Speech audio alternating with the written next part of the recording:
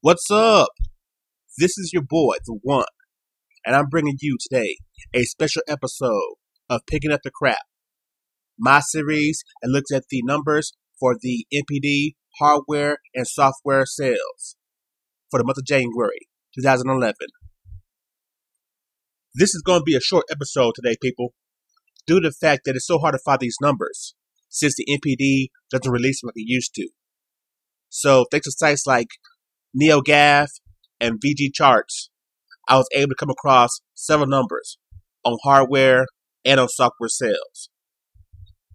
So let's get right to it. On hardware, your best-selling system in the month of January 2011 is the Xbox 360. Yes, people, the Kinect effect is having an effect. A 360 sold 381,000 systems, up 50% from last year. People are buying Kinect bundles. They're buying 360s for Kinect, and it's having an effect. Supposedly, they're still suffering from shortages, so the number could have been bigger. Still, with Nintendo making a record last year, selling almost 500,000 systems in January, I really doubt the 360 is going to hit that number. But still, quite impressive for it to lead the first months of January. The number 2 system and first portable was the Nintendo DS family, selling 350,000 systems. Anybody who expected the DS to be on top this month is a fool. The 3DS is 2 months away now.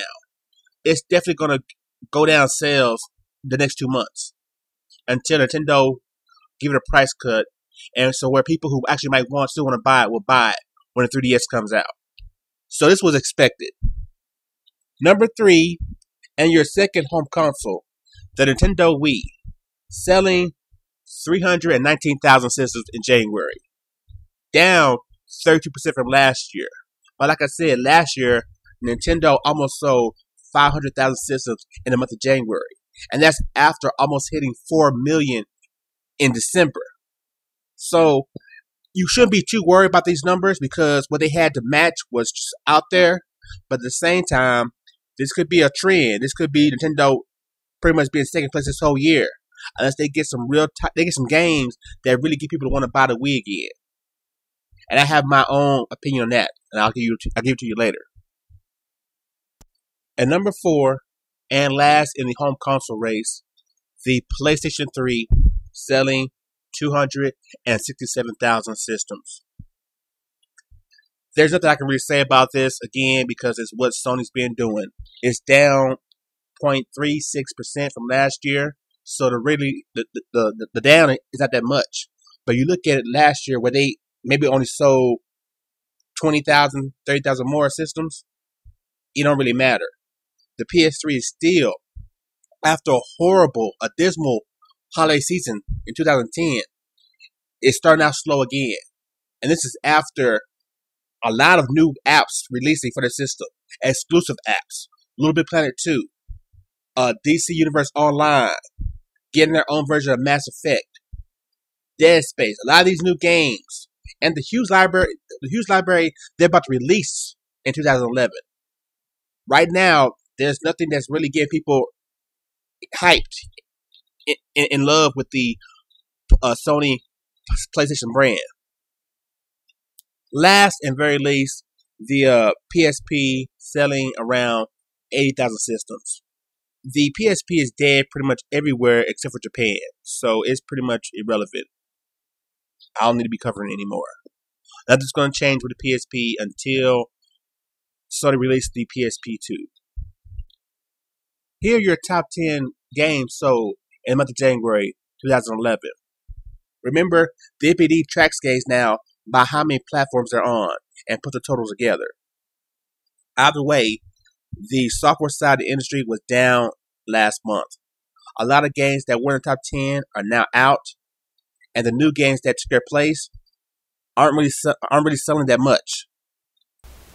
These numbers are hard to come by, so I'm pretty much going to give you estimates using the numbers I have. At number 1, selling across 5 platforms, Call of Duty Black Ops. This game is estimated to sold more than 453,000 copies across 5 platforms. At number 2, a Nintendo Wii exclusive, Just Dance 2. This game sold more than 450,000 copies on the Wii alone in January. At number 3, a brand new released on January 25th, so it only had several days to chart. Across 3 platforms, Dead Space 2 sells 453,000 copies. If you look at the amount of time it had to chart, this is actually pretty good. But at the same time, these are the totals amongst 3 platforms: 360, PS3, and PC. So it's impressive, but not really impressive, because the 360 used to do that by itself. And number 4, another game that released in January on the 18th, Little Big Planet 2 sells 353,000 copies. Now, in my personal opinion, this is not spectacular at all. This is pretty sad. But to be honest, it actually falls in line with what the original Little Big Planet did for the PS3 when it first released 2 years ago. People, for some reason, want to believe that this is like a mega hit game. But honestly, this franchise didn't start selling until Sony gave it a price cut. It was on par in sale numbers with Wii Music, which people consider to be a major flop from Nintendo. So, to expect huge numbers from this game, no matter if it's a sequel, no matter how much better it is than the original, you're smoking something. And these numbers shows that. The following 5 games sold below 353,000 copies and above 195,000 copies. They are Zumba Fitness across 3 platforms, NBA 2K11 across 6 platforms, Assassin's Creed Brotherhood 360 PS3. At number 8, a Kinect exclusive, Dance Central finally charts. At number 9, for Nintendo Wii, but also PSP and DS, but odds are people bought it on the Wii only, Ubisoft Michael Jackson The Experience. The 10th best-selling game for January was DC Universe Online, Sony PlayStation exclusive, but you can also buy it on the PC. This game was released January 11th, so it was the first exclusive to come out early in the month. It had almost a full month of sale, and it only sold 195,000 copies. For what type of game it is, an MMO, and on being on a console, this is okay. But at the same time, this falls back to Sony's and PS3. Their exclusive, their games, the games that only you want to get on their systems. Their consumers, their gamers are not buying those games, no matter what they are. When you compare exclusives made by the home company on the 360 and on the Wii, those gamers go out and buy those games in masses. The Sony people, they don't. Either because they have so many games to buy that they're picking and choosing, or they just don't buy games. I believe they don't buy games. The history is shown with the PS3 that all their great titles, and there's been a lot of them, they've all underperformed compared to exclusive of other consoles, because the Sony gamer just don't go out and buy them. And now with this whole hacking and piracy thing, those numbers could drop even lower.